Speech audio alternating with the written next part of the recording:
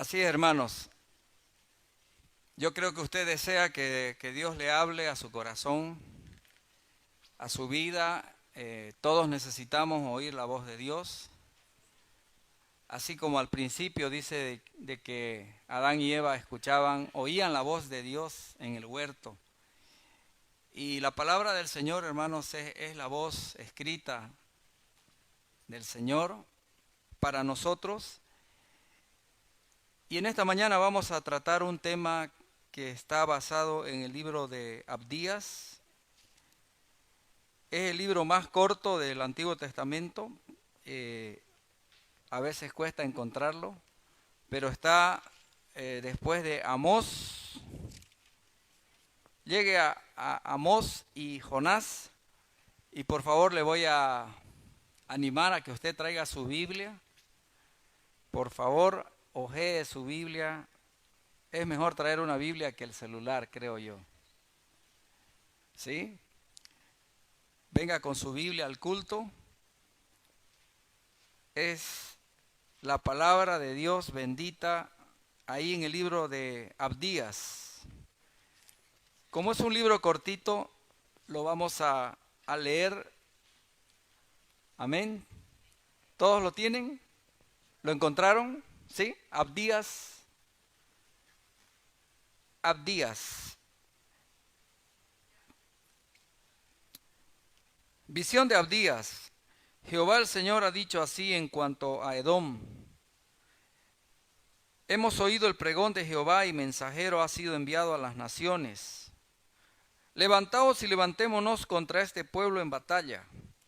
He aquí pequeño te he hecho entre las naciones.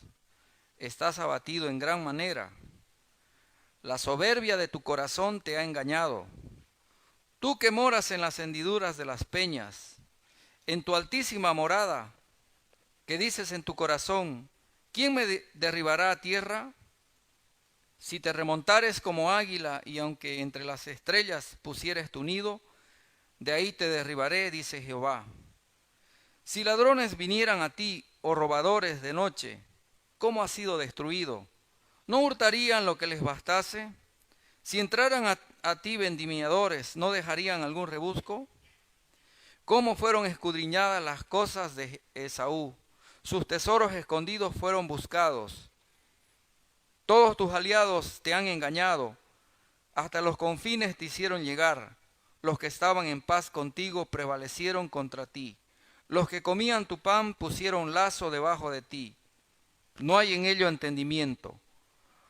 No haré que perezcan en aquel día, dice Jehová, los sabios de Edom y la prudencia del monte de Esaú.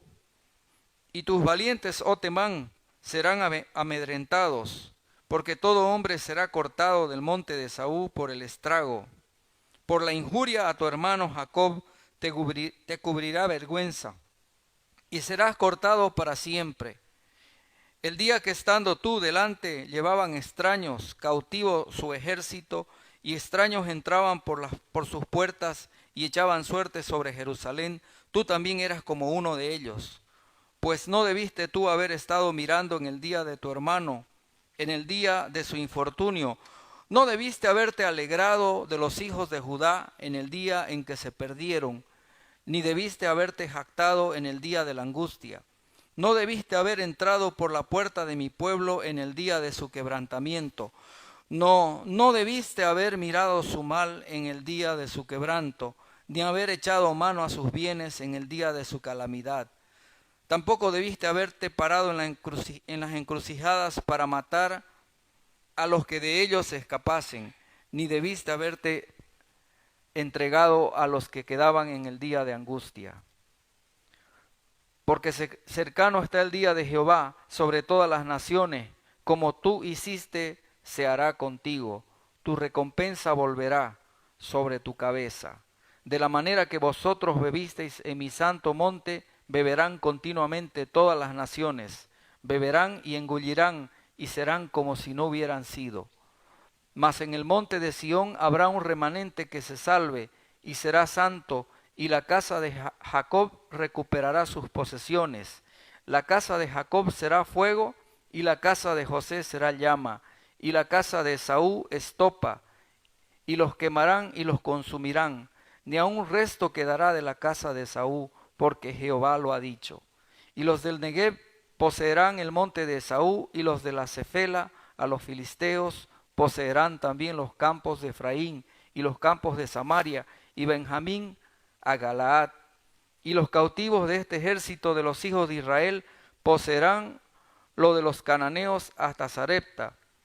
Y los cautivos de Jerusalén que están en Sefarat poseerán las ciudades del Negev, y subirán salvadores al monte de Sión para juzgar al monte de Esaú, y el reino será de Jehová.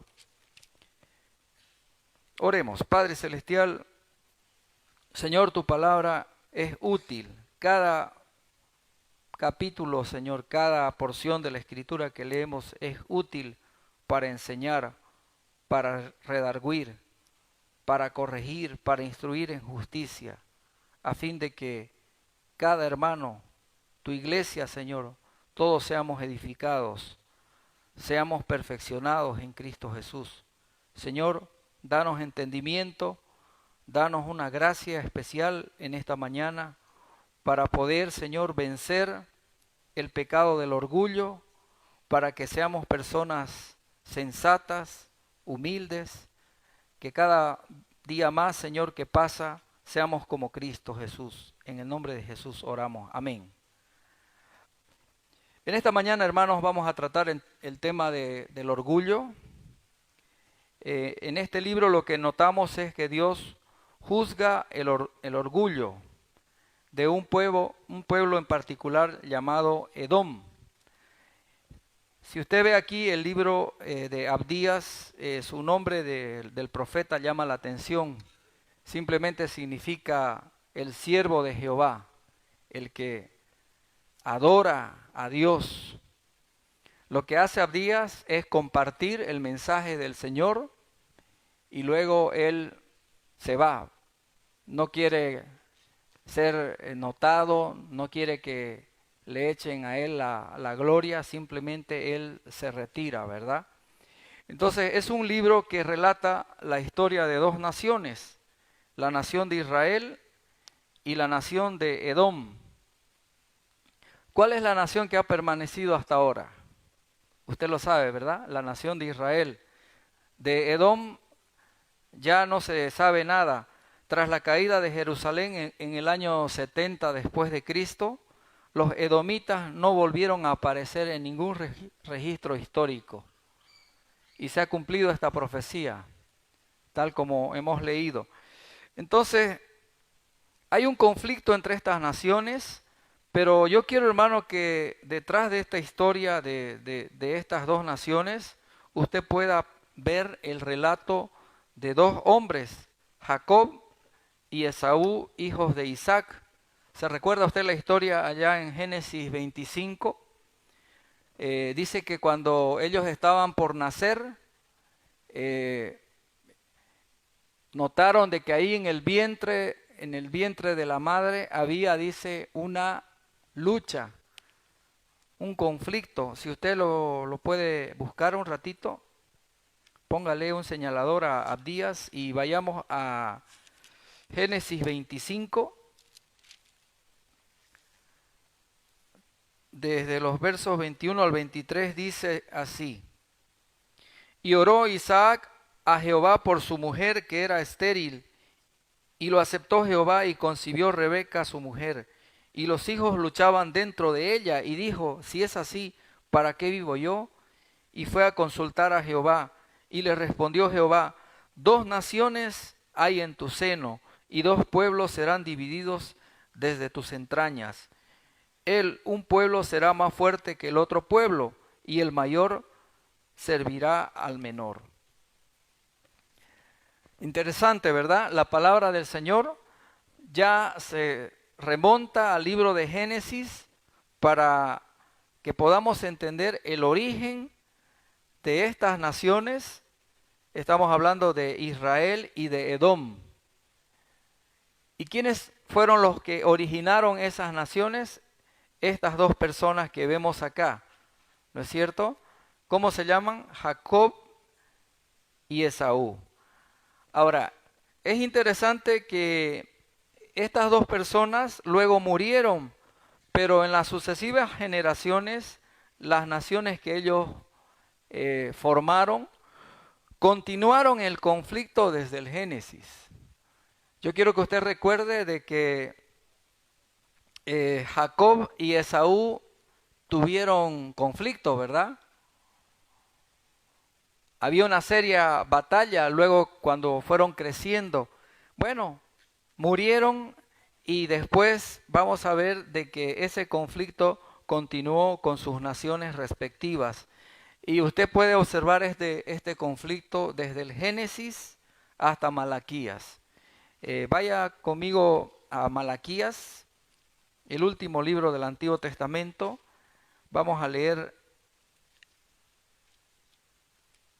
ahí dice, en los primeros versículos de Malaquías, capítulo 1. Entonces vamos a ver de que a lo largo de la historia bíblica, estos dos hombres, Jacob y Esaú, así como las naciones de Israel y de Edom, aparecen siempre luchando. Y esto, hermanos, es una ilustración. Y ahora quiero que usted entienda y sigamos una buena interpretación de lo que está pasando acá. Esta lucha entre estas naciones es una figura de la lucha entre la carne y el espíritu. ¿Sí? Lo que vamos a leer aquí en Abdías es que en el interior del ser humano e incluso del creyente hay una lucha interior. Usted la reconoce, ¿verdad? Si usted es honesto conmigo, con Dios, con su hermano de al lado, va a reconocer de que hay un conflicto, una lucha interior entre el ser espiritual y el ser carnal. Entonces, vamos a leer aquí en Abdías precisamente que hay una pregunta interesante, en Malaquías. Malaquías capítulo 1 dice en el versículo 2, yo os he amado, dice Jehová, y dijisteis, ¿en qué nos amaste? ¿No era Esaú hermano de Jacob, dice Jehová? Y amé a Jacob y a Esaú aborrecí, y convertí sus montes en desolación y abandoné su heredad para los chacales del desierto. Entonces lo que hace aquí el profeta Abdías es centrarse en la persona de Esaú, que es el hombre conforme a la carne, y luego en Edom, ¿no es cierto?, que es la orgullosa nación que procede de él. Entonces lo que hace Abdías es responder a la pregunta hecha en Malaquías.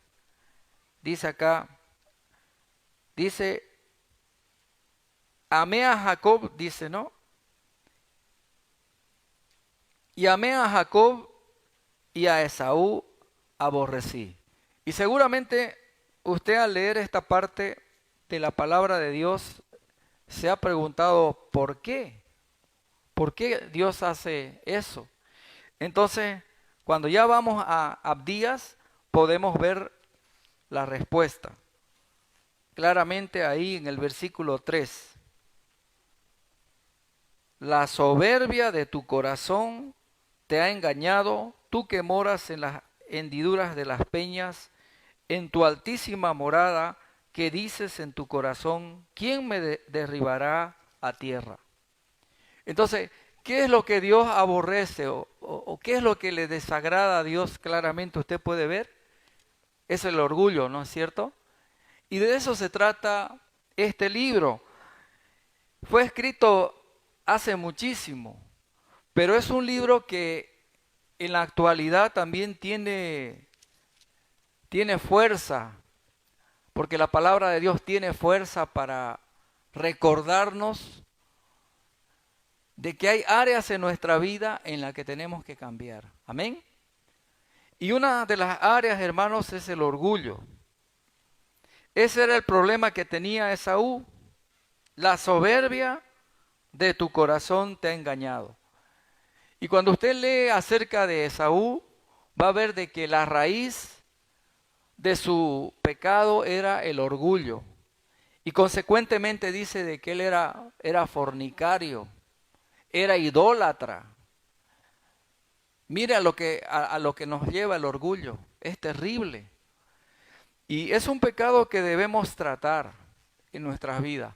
Porque aún siendo cristianos puede suceder de que haya en nosotros ese sentimiento de superioridad, de pensar que somos mejores que otros.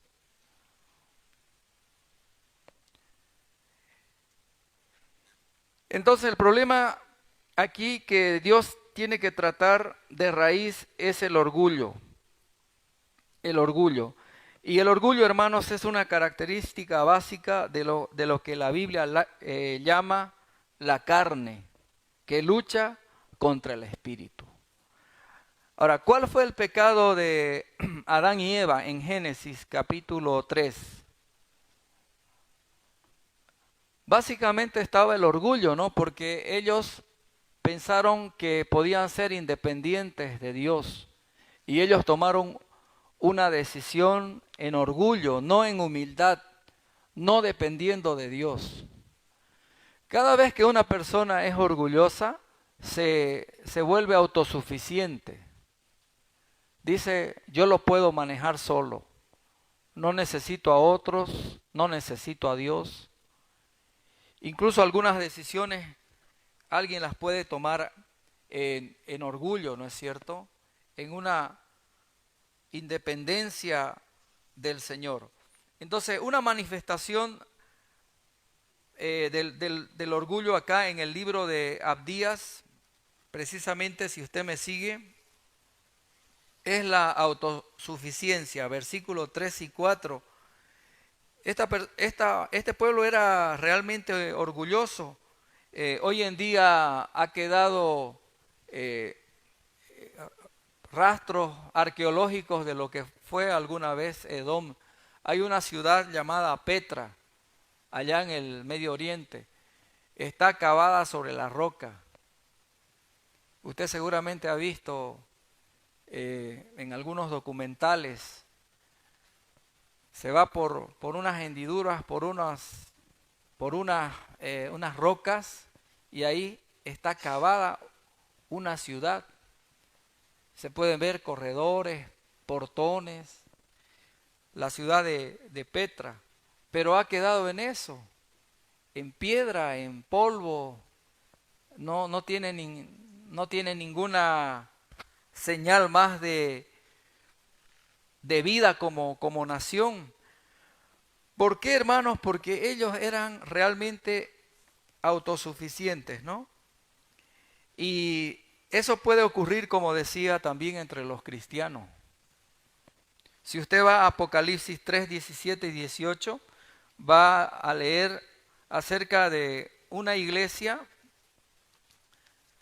la iglesia creo que es la iglesia de la Odisea. Es una iglesia que dice, yo no necesito nada, soy rico, tengo todo, estoy bien. Pero el Señor le dice, no, tú eres desventurado, pobre, ciego y desnudo. Porque una persona puede tener todas las cosas, puede tener poder, riquezas, conocimiento, pero si no depende de Dios, si no busca a Dios, su caída es inminente. Y hermanos, eso puede suceder con un gobernante también. Si un gobernante aparentemente es humilde y por eso votan, ¿no? Las personas, no, es humilde esta persona o parece humilde, o démosle la oportunidad porque los otros no pudieron hacerlo bien. Hasta esa persona humilde, quizá insignificante, puede terminar siendo orgulloso. Entonces, no crea usted de que el orgulloso siempre es una persona grande o una nación grande. Edom dice que era una ciudad, era un pueblo pequeño, ¿sí? Ahí en Abdías verso 2 dice, pequeño te he hecho entre las naciones, pero igual eres soberbio de corazón. Entonces usted no crea de que una persona, si no tiene estudios, si es de condición económica limitada, no crea usted que es humilde. Hemos confundido la humildad, asociamos humildad con tener pocas posesiones y no es así. Una persona pobre económicamente puede ser muy orgullosa y resistirse al Evangelio de Cristo. Entonces, eso estaba pasando acá y estaba pasando también en la iglesia de Apocalipsis 3, donde el Señor también les reprende duramente, ¿no? Y les dice, no, tú eres, lo dice así, ¿no? 3, 17 y 18. Porque tú dices, yo soy rico y me he enriquecido y de ninguna cosa tengo necesidad, y no sabes que tú eres un desventurado, miserable, pobre, ciego y desnudo. Hermanos, tenemos que cuidarnos de ser pobres en, en el, en el alma, en no buscar a Dios, tener pobreza de carácter. Y creo que lo que el Señor quiere tratar en nuestras vidas más es el asunto del carácter, lo que nosotros somos en privado, cuando nadie nos ve. Lo que caracterizaba al Señor Jesucristo, en cambio, era su absoluta dependencia del Padre. Nosotros como cristianos tenemos que aprender que si hay algún aspecto en nuestra vida en el que creemos que no las podemos arreglar sin Dios, es ahí precisamente en ese aspecto en el que estamos manifestando la carne, el orgullo de Edom, la autosuficiencia. Otra forma de orgullo que podemos notar aquí en Abdías, ahí en el versículo 10, Abdías 10. Por favor, si usted no tiene Biblia, apéguese a alguien que tenga. El que tenga Biblia, acérquese al que no tiene. Compartamos, ¿sí? Dice, por la injuria a tu hermano Jacob te cubrirá vergüenza y serás cortado para siempre. ¿Sí? La injuria es la violencia, ¿no? La violencia que caracterizó a este pueblo. La violencia o injuria es una forma de orgullo y se manifiesta en formas muy dolorosas que luego vamos a ver, ¿no? Ahí está presente el orgullo de Edom, ¿sí? La violencia. ¿Qué hay tras la violencia del corazón humano? Es una personalidad que no es humilde, ¿no? Que no se ha quebrantado delante de Dios. Y hermano, déjeme decirle una cosa, acá en la iglesia nosotros todos somos mansos y humildes, al menos así nos vemos, ¿no? Estamos en la casa de Dios, cantamos, es un lugar de paz, es un lugar hermoso, aquí hay refrigerio, hay bendición espiritual, pero saliendo de la casa del Señor, manifestamos a veces un espíritu orgulloso, ¿no ve? Alguna clase de soberbia. Y es ahí donde nosotros como cristianos tenemos que aprender a pedir perdón. Porque esa es la manera en que nosotros salimos adelante como cristianos, hermanos. Acuérdese las palabras de Jesús. El que se engrandece será humillado, dice, y el que se humilla será engrandecido. Entonces, otra evidencia, otra muestra del orgullo que podemos ver acá en el versículo 12 es la indiferencia. La indiferencia. Ahí en el versículo 12 vamos a ver en primer lugar la indiferencia. Pues no debiste tú haber estado mirando en el día de tu hermano, en el día de su infortunio, no debiste haberte alegrado de los hijos de Judá en el día que se perdieron. ni debiste haberte jactado en el día de la angustia. Entonces, dos manifestaciones de orgullo: indiferencia y alegrarse en la desgracia ajena. ¿Sí? ¿Qué estaba sucediendo en esa época, hermanos? Tenemos que remontarnos a una época en que Jerusalén fue saqueada por los filisteos y los árabes. Eso está en Segunda de Crónicas 21. Más o menos en el año 852 antes de Cristo ocurrió ese saqueo, esa invasión. Y dice que los edomitas se alegraron. Decían, bien, bien hecho, se lo merecen. O sea, se alegraron. Y cuando veían que estaban matando, saqueando y haciendo todo ese desastre, ellos no hicieron nada. Más bien luego participaron de eso. Entonces, la indiferencia, ¿no? A veces la indiferencia se manifiesta en nosotros con la falta de interés por los demás. La indiferencia es una forma de egoísmo y una de las principales causas de las dificultades matrimoniales. ¿Sabía usted? La indiferencia. ¿Qué dice Isaías 53:6? Dice que cada uno se fue por su lado, por su camino. Y eso puede ocurrir en un matrimonio también cristiano, cada uno por su lado.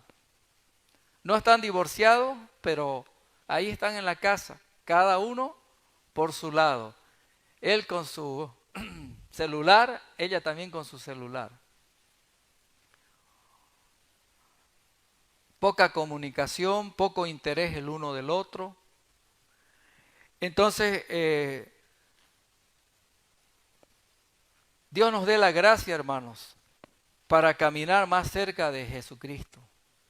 Porque Él dice, ¿no? Aprended de mí, que soy manso y humilde de corazón. Entonces, el Señor quiere trabajar en nuestro corazón. Y no piense usted de que porque viene a la iglesia, todo está salvado, hermanos, todo está bien. Ah, sí, voy a cumplir con el Señor. Hermanos, la iglesia es parte de nuestro crecimiento espiritual. Debemos venir a la iglesia. Debemos estar comprometidos con la iglesia, porque eso contribuye a nuestro crecimiento espiritual. Pero en el día a día, hermanos, nosotros debemos vivir la vida de iglesia. ¿Y qué quiero decir con esto? De que usted es templo del Espíritu Santo y donde usted va, usted se conduce como le agrada al Señor, ¿verdad? Cuando está en su movilidad yendo por ahí, donde usted se encuentra haciendo su trabajo, usted se conduce como un cristiano. Entonces, alegrarse en la desgracia ajena, ¿sí?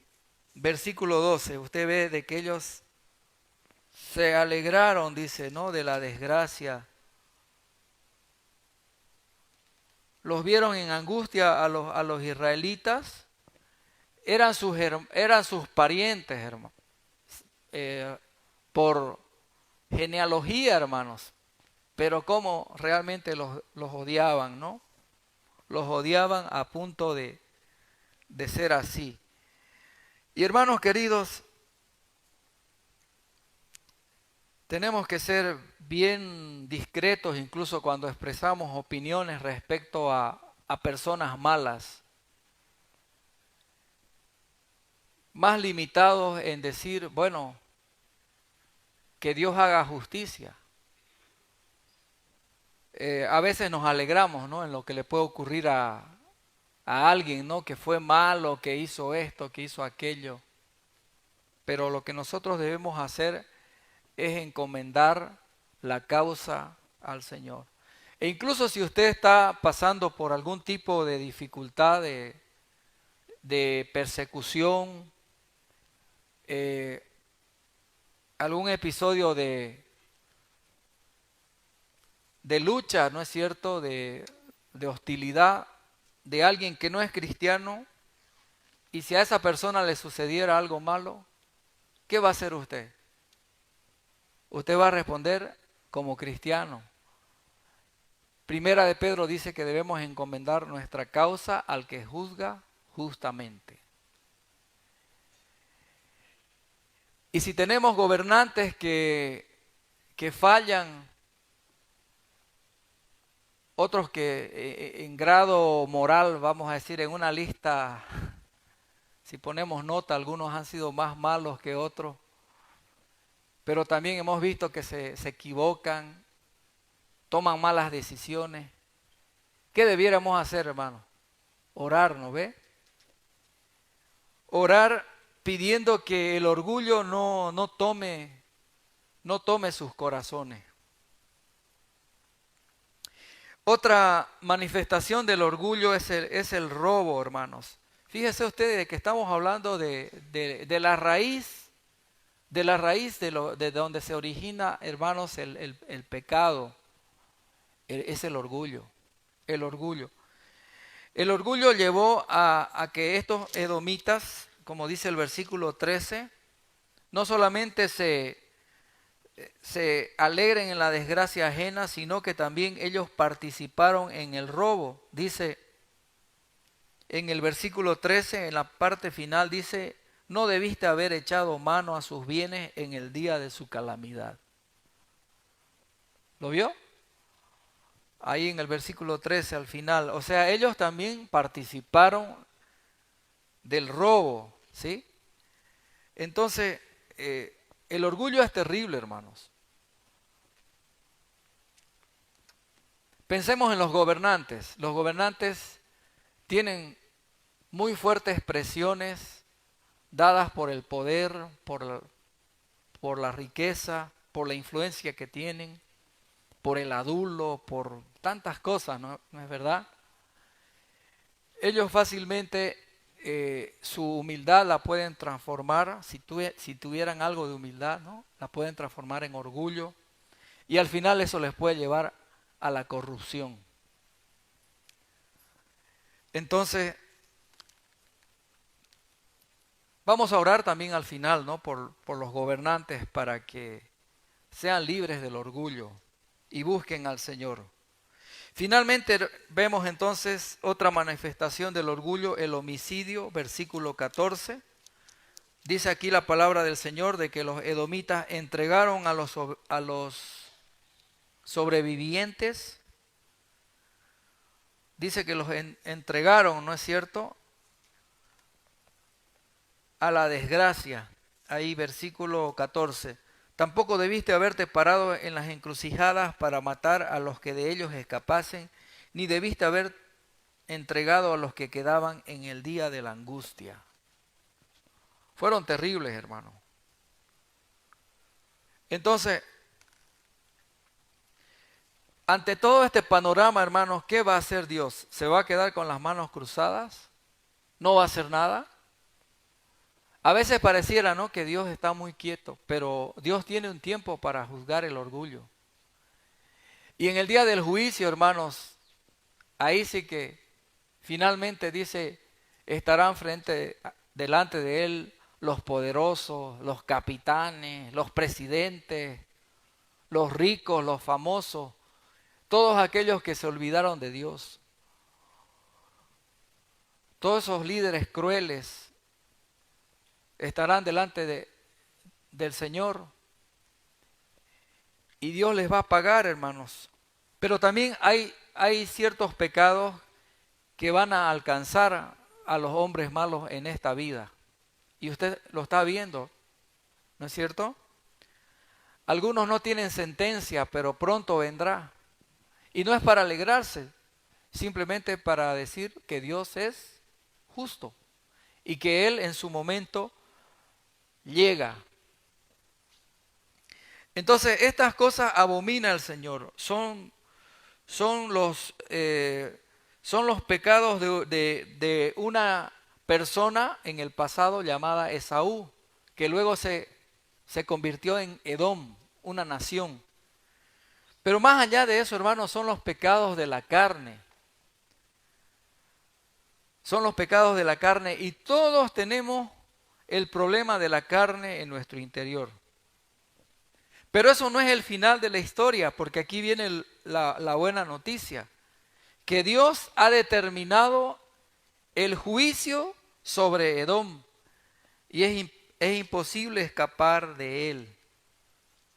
Versículo 15 dice, cercano está el día de Jehová sobre todas las naciones, como tú hiciste se hará contigo, tu recompensa volverá sobre tu cabeza.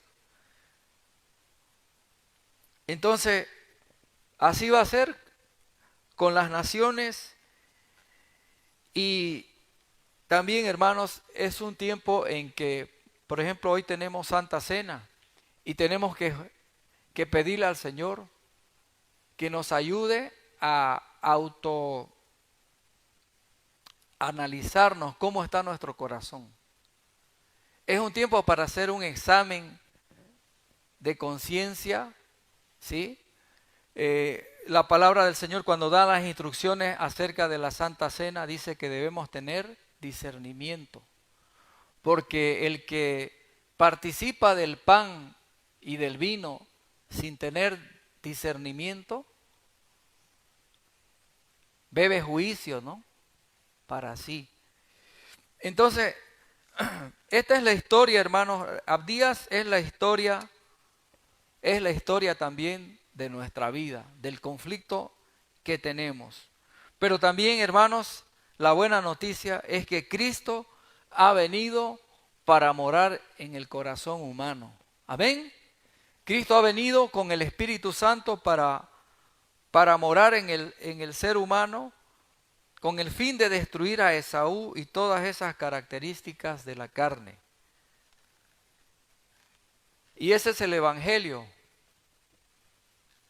que Dios ha venido en la persona de Jesucristo para perdonar y limpiar nuestros pecados, para quitar toda forma de esclavitud de nuestra vida.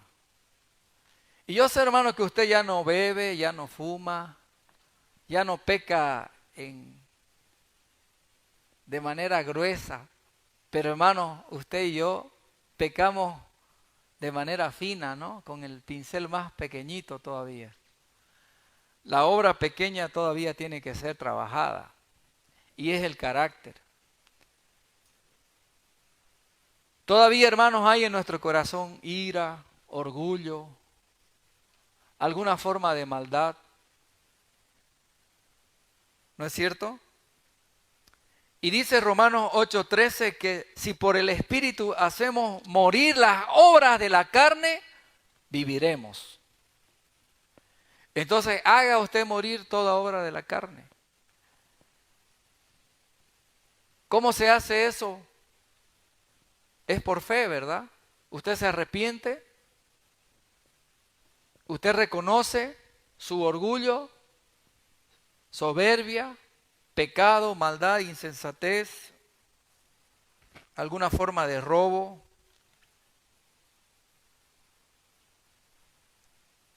Hermanos, a veces las personas se pueden traer lápices, papel de la oficina, ¿no? Donde trabajan.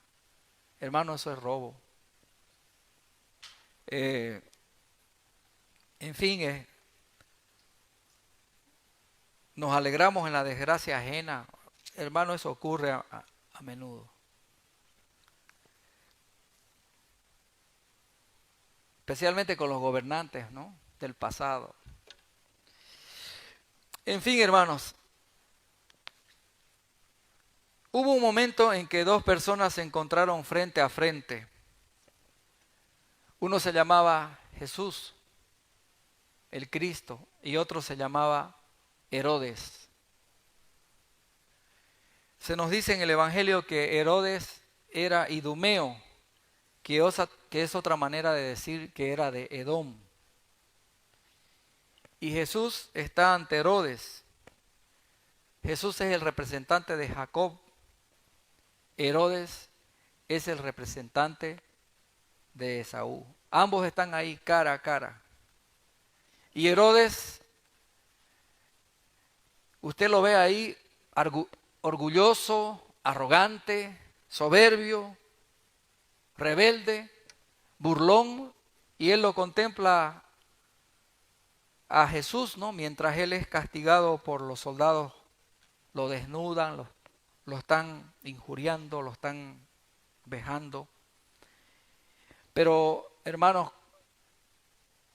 yo le pregunto en esta mañana, ¿con cuál de ustedes, con cuál de ellos se identifica? ¿Con Jesús o con Herodes? ¿Con la carne o con el espíritu? ¿Sí? Entonces, vamos a tener Santa Cena, hermanos, y yo quiero que usted una vez más se identifique con Jesús.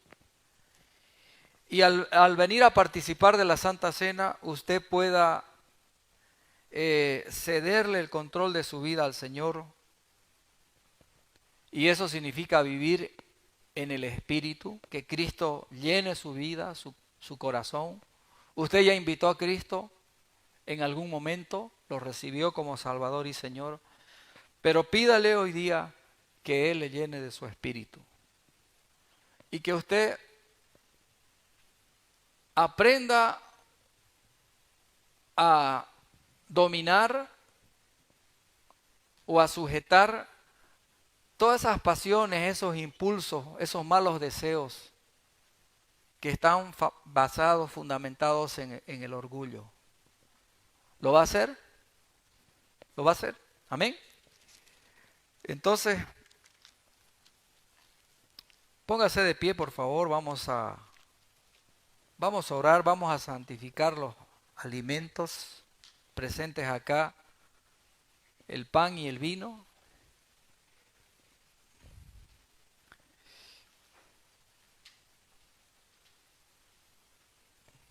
Vamos a orar. Gracias, Señor.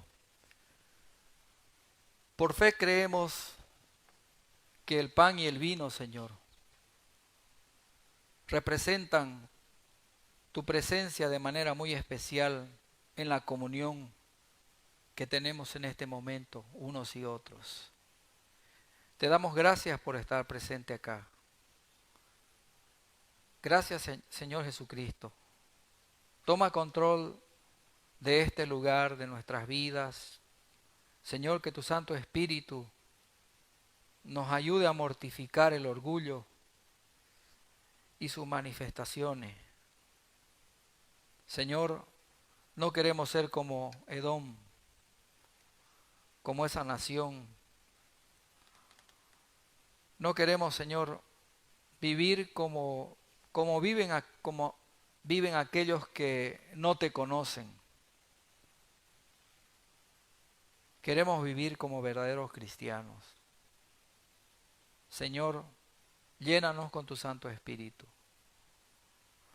Te confesamos, Señor. Te confesamos el orgullo, la soberbia, toda forma de rebeldía y de maldad. Te confesamos, Señor, y pedimos que nos limpies. Renunciamos, Señor, a toda forma de reacción, Señor, carnal. Aún, Señor, todo deseo de venganza. Aún, Señor, el deseo de que le pase algo malo, Señor, a aquella persona que nos hizo daño. Señor, gracias te damos. Dios bendito, llénanos con tu Santo Espíritu. Que tu presencia sea real, Señor, en nuestras vidas. Que tu presencia sea real, Señor, en los hogares, en las familias. Que seamos una iglesia, Señor, llena del conocimiento del Señor. Una iglesia llena del amor de Dios. Que seamos una iglesia poderosa, Señor, para predicar tu evangelio. En todo lugar, Señor. Prepáranos. Y gracias, Señor, por participar en este momento de la Santa Cena. Gracias porque estos elementos han sido consagrados y queremos participar, Señor, teniendo bien claro lo que instruye tu palabra, que nos examinemos a nosotros mismos, que hagamos un examen, Señor, y que estemos dispuestos a cambiar. Y si todavía queremos tomar un tiempo para eso, mejor abstenerse, Señor. Gracias, Padre. Gracias, Señor, en el nombre de Jesús. Si usted no se ha bautizado,